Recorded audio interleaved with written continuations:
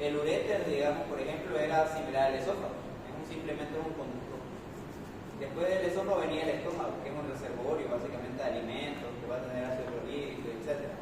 La vejiga es muy similar, es un reservorio de orina básicamente, porque no hay más función de la vejiga, es un reservorio de orina. Tiene una forma aplanada, vacía, ovoide llena. Se menciona que tiene la forma que cuando está llena de una pera, se menciona que va a tener, o ovoide, como lo mencionan ahí. La capacidad viene a ser de 1000 a 1200 en cadáver, mientras que en el humano es de 150 a 300, no es 0,0, 300 centímetros cúbicos. ¿Por qué la diferencia de esta de acá? Porque la diferencia viene a ser, más que todo científica.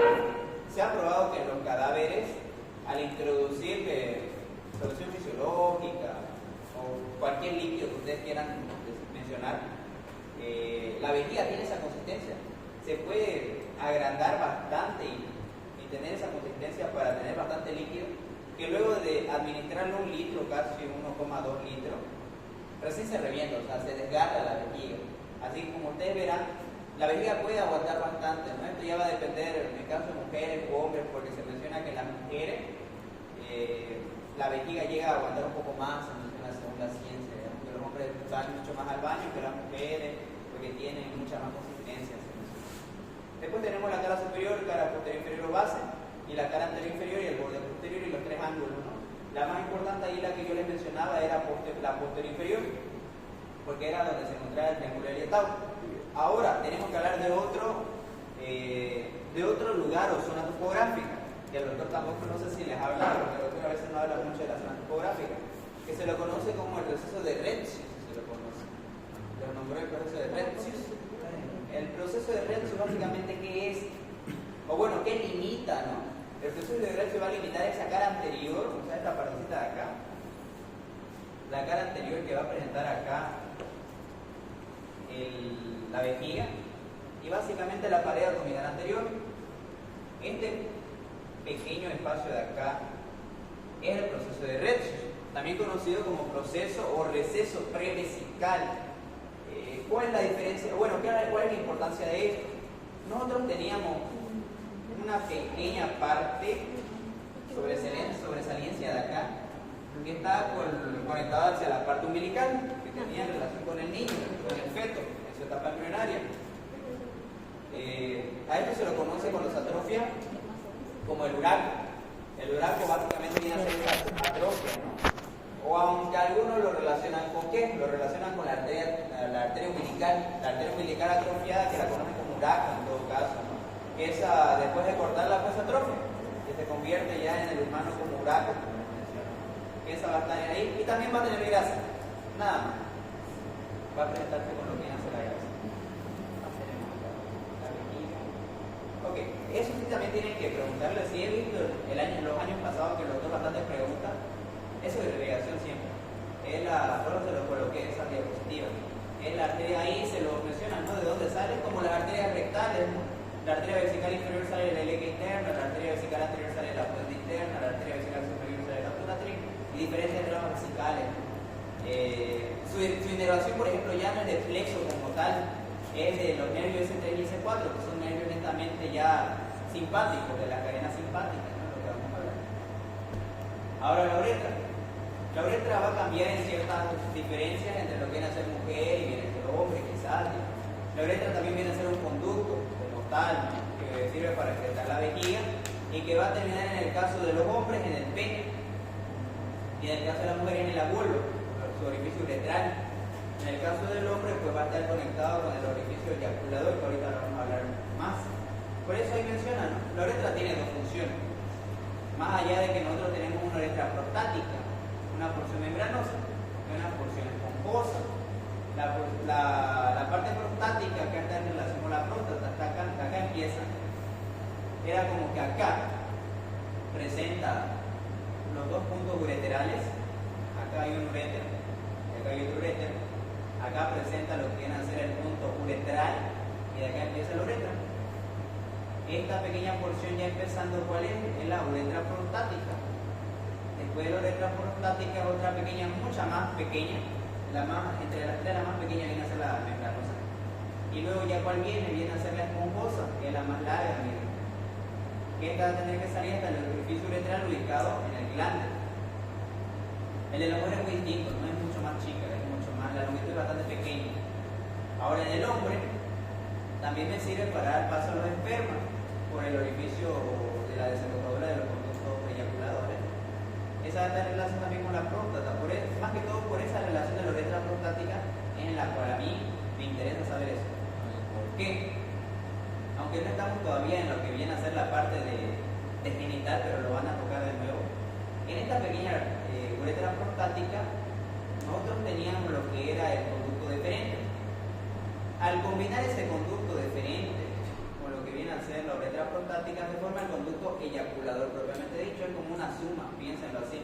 Próstata más conducto deferente es conducto eyaculador, porque ese conducto deferente va acá y esta próstata obviamente va a estar ahí pegada a la uretra, porque es el camino que me lleva hacia la parte de la desembocadura. Básicamente la próstata me sirve también como un producto de alimentación artificial o de alimentación o desarrollo a los espermas, y el otro viene a estar con esto. Este de acá, miren, el conducto deferente. El conducto deferente llega, va a desembocar acá y va a salir obviamente ya por la uretra membranosa. Esto es lo más importante de lo que nosotros podemos ver acá, gracias al folículo seminal que se va a encontrar en esa parte de la uretra prostática. Después, ¿qué vamos a tener? Bueno, esta es una vista abierta, no ya de la próstata como tal. Nosotros vamos a tener que el utrículo prostático, que básicamente son los puntos de desembocadura y la cresta uretral, que ya es el paso a la uretra membranosa. Ya esa es la uretra, más que todo la parte de la uretra, la parte peniana, la parte esponjosa.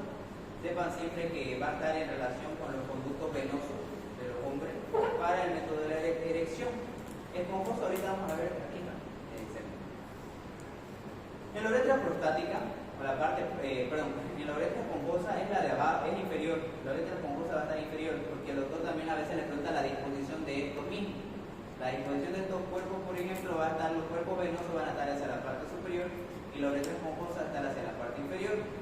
Que la uretra esponjosa netamente es la que me ayuda para expulsar el esperma y para la expulsión de la orina, mientras que la parte ya venosa o el cuerpo venoso, que ya son derecho e izquierdo, ya son dos, nosotros tenemos que saber que esa me ayuda para la erección. La inervación como es plexo vesical y también es la S2 y S3 que me ayuda a mi misma parte. Ahora vamos a hablar de pelvis. Ahorita vamos a ver en el cadáver.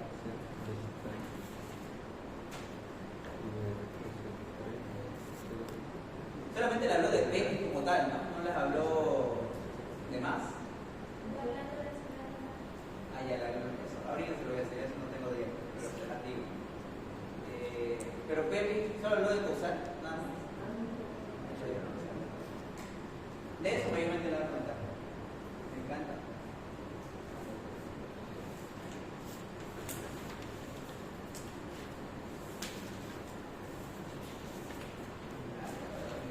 ¿Qué tan larga está?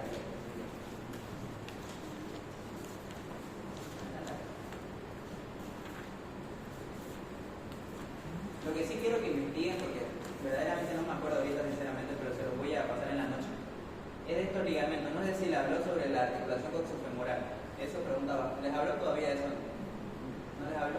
Porque pregunta bastante de el doctor. El ligamento de Bertin, el Z en vez de Wilkie, pregunta bastante de eso. Por si acaso investiguen. Eso no me acuerdo, el ligamento. Me olvido. Ok, vamos a hablar entonces de pelvis, la pelvis ósea como tal. Es la primera parte de los miembros inferiores. Nosotros hablábamos de una cintura pélvica. Como también teníamos la cintura escapular, es lo mismo, ¿no? Básicamente la representación de los miembros inferiores es la representación de los miembros superiores. Ahora hablamos de la cintura pélvica, en la cual va a estar conectado dos huesos básicamente, ¿no? El coxal como tal, más el sacro, es la articulación que nosotros vamos a presentar acá, y que también va a estar articulándose lo que vienen a ser las alas del sacro con la vértebra L5. ¿Alguien se acuerda cómo se llama ese ángulo entre la L5 y las alas del sacro? Ahí se recuerda, ¿sabe? Porque lo preguntan.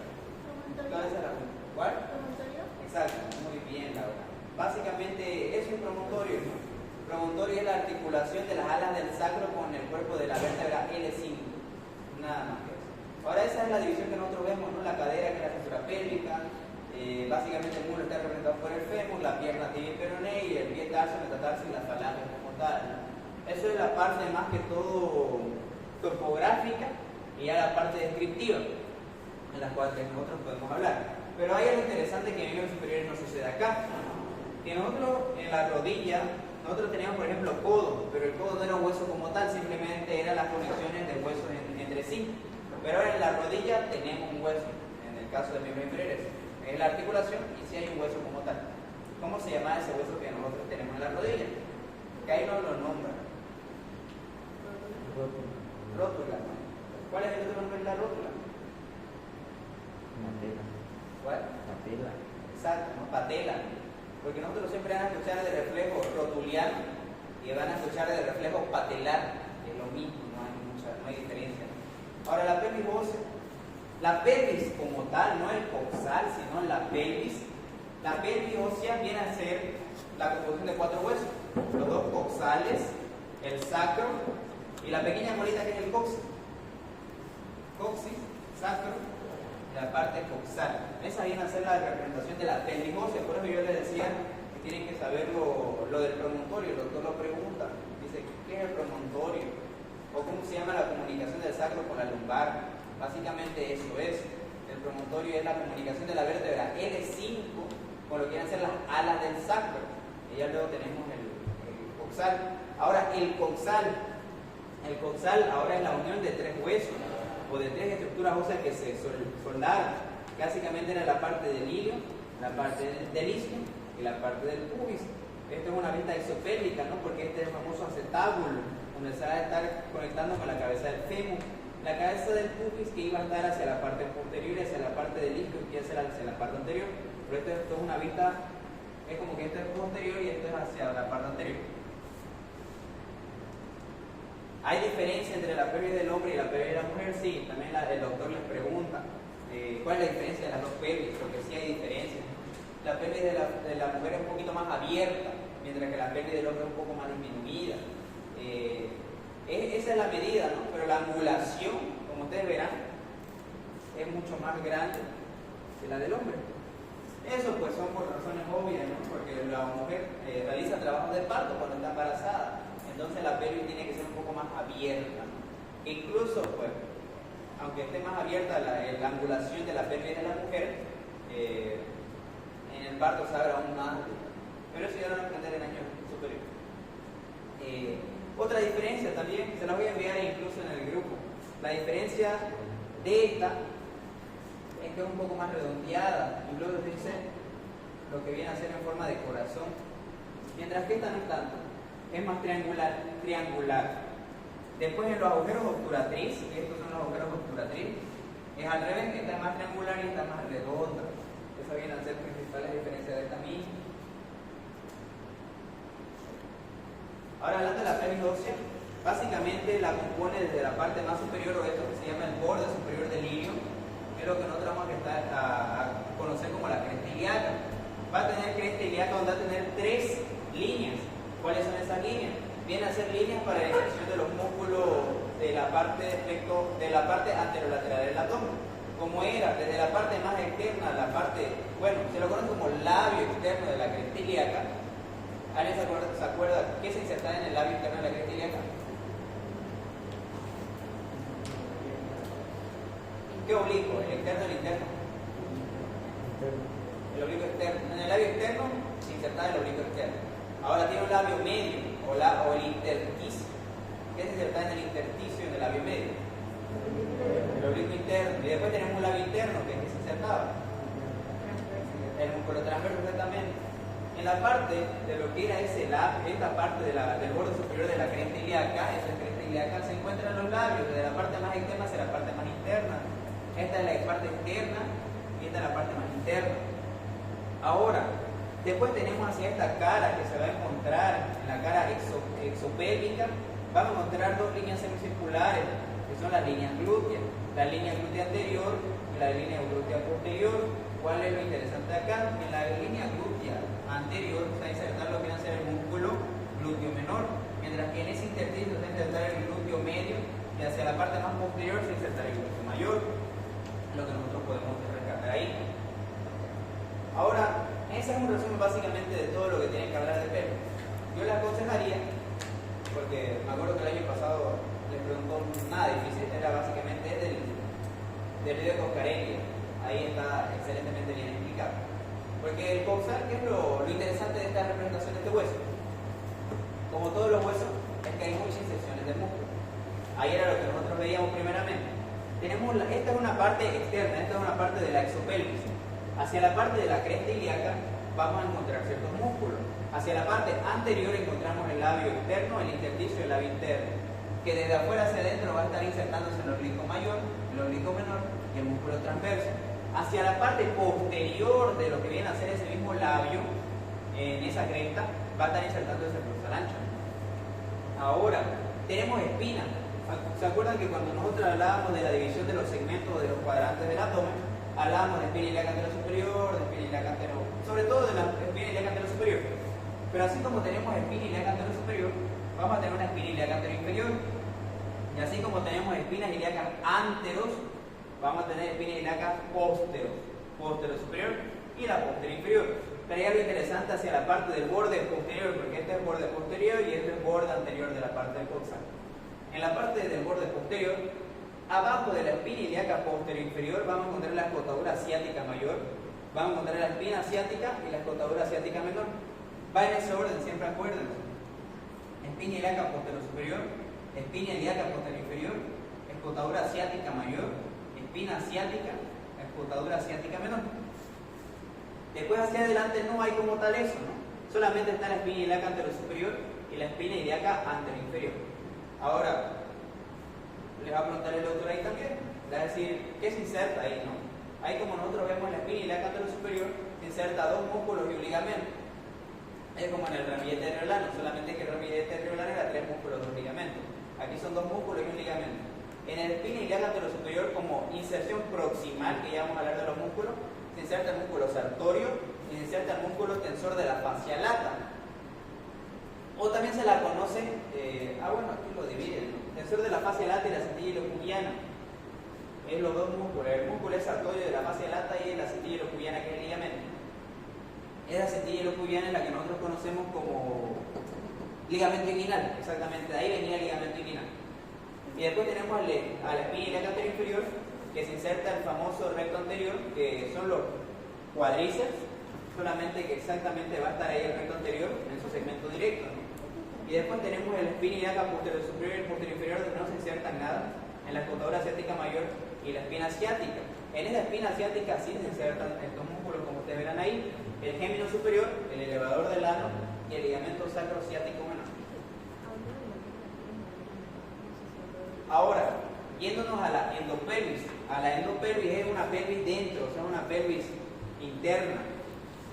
Vamos a encontrar un músculo. Lo que nosotros conocemos aquí como músculo ilíaco, o como la parte donde se inserta el músculo ilíaco, era lo que nosotros conocíamos en la exopelvis, lo que eran las líneas glúteas, pero ahora cambia, ¿no? Lo que era fuera glúteo, ahora dentro es ilíaco. ¿Por qué es ilíaco? Y yo les dije la última vez cuando hablábamos del famoso psoas. El psoas mayor es un músculo que nace de la L1, L2, L3, L4, L5 y va bajando en dos formas ensanchadas bastante grandes y llegan a la pelvis, y justamente ahí se comunican las fibras con este músculo de acá, que es el ilíaco, y por eso se llama el famoso músculo psoas ilíaco. Ahora, en la misma cara, pero hacia la parte más posterior, se iba a encontrar el cuadrado lumbar, que era básicamente un músculo de la pared posterior, y luego una masa común. Ahora esta parte, miren que es interesante, esta parte es la articulación con el sacro, es la articulación sacrocoxal. Esta es para la articulación de las alas del sacro. Después está la parte ya que todos lo vemos, que viene a ser la parte del isquion y pubis. Esta es la parte del pubis que se está conectando con la otra parte para formarme la síntesis del pubis, ¿no? Y esto era lo que me representaba al ligamento inguinal o acetilla ilocubiana. Ahora, ¿qué es lo que nosotros podemos ver acá? Entonces, nosotros vemos acá que esto es una ruta isopélvica, es lo que viene a ser el conducto obturatriz. Se han leído un poquito, ¿alguien sabe qué pasa por el conducto obturatriz? arteria. Arteria, ¿qué arteria? Glútea superior. Ya la arteria glútea superior quema.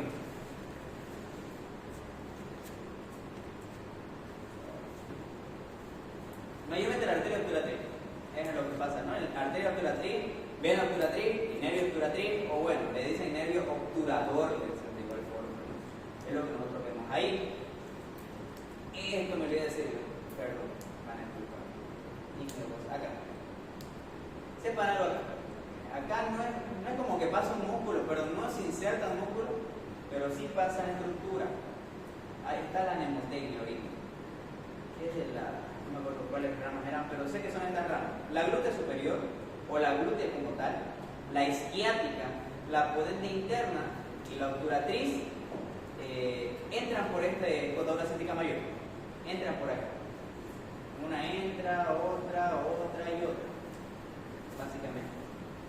Ahora, ¿qué es lo importante de acá? Es que de esas 4 vuelve a salir como que entra así. Se da una vueltita y vuelve a salir por acá. La única que sale por ahí es la pudente interna, la mnemotecnia es hipo, por eso me acuerdo de hipo. Glútea superior, isquiática, pudente interna y obturatriz. Entran las 4 por acá y una sale. Y también que entra por ahí, entra el músculo piramidal o piriforme. Es gracias a eso que nosotros nos damos cuenta. Porque yo le dije que no pasaba nada, sí pasa. Ahora lo que hemos visto, ¿no? Básicamente en ese agujero obturador, ¿qué músculo vamos a encontrar? Vamos a encontrar al obturador externo, que va a estar abrazando ese anillo obturador. Y después vamos a encontrar los 3 músculos aproximadores. Al aproximador menor, al aproximador mayor y al aproximador medio, ¿no? Desde superior a inferior. Y después a este lado que vamos a encontrar, vamos a encontrar los músculos de los que yo les dije en una clase, que son los famosos músculos de la pata de ganso. Vamos a encontrar al semitendinoso, que vamos a encontrar acá, al semimembranoso. Y este ya no pertenece a la pata de ganso, pero de igual forma pertenece a los músculos posteriores de la pierna, posteriores del muslo, perdón, que este llega a ser la B del bíceps femoral. Ahora, hablando del acetábulo, el acetábulo imagínense que es como la parte del hombro en la cual se insertaba lo que viene a ser la cabeza del húmero. ¿Por qué? Porque va a tener una parte articular y va a tener una parte que no es articular. En la parte articular se va a llamar superiormente a eso, que hay un reborde marcado, se va a llamar como ceja cotiloidea. Porque también sí, aparte de acetábulo, si es que no lo encuentran en el libro como acetábulo, lo van a encontrar como cavidad cotiloidea, lo van a encontrar, que es el otro nombre. Acetábulo es un nombre antiguo, actualmente dicen cavidad cotiloidea, que no es nada más que la inserción de lo que viene a ser en la cabeza del fémur. Pero aquí hay un ligamento, que se lo conoce como el ligamento redondo, pero básicamente del fémur, que es un ligamento bastante pequeño. Ahora, para terminar esa parte, como le dije, no sé si lo avanzó el doctor, pero hay ligamentos que me refuerzan esta articulación, que es el iliofemoral y el cubofemoral, que como ustedes se darán cuenta, es ese nombre que la Y. Tiene un nombrecito la Y de no sé qué cosa, pero sé que es la Z de Wilkie. Como ustedes verán aquí, por la interconexión de estos ligamentos me dan forma. Me da la forma de una Z, como ustedes verán. O si no, o si borráramos esto de acá, me da la forma de una Y. Son 2 ligamentos, 2 conexiones, pero eso lo va a pasar. Sinceramente ahorita no me acuerdo que sea. ¿Cómo está? Aquí está. Se llama el ligamento en Y de Bigelow. Exactamente ahí está, en forma de Y, como ustedes verán aquí está, ¿no? Y el ligamento, la Z de Wilkie, eso me acuerdo, la Z o N, porque si lo vemos así es una Z, o si lo ven abortado también es una N, cualquiera, la Z de Wilkie y la Y de Bigelow. No es nada más que la comunicación de todos los ligamentos. Y nada más, ya esto lo van a avanzar mañana. ¿Me ayudan a sacar el cadáver?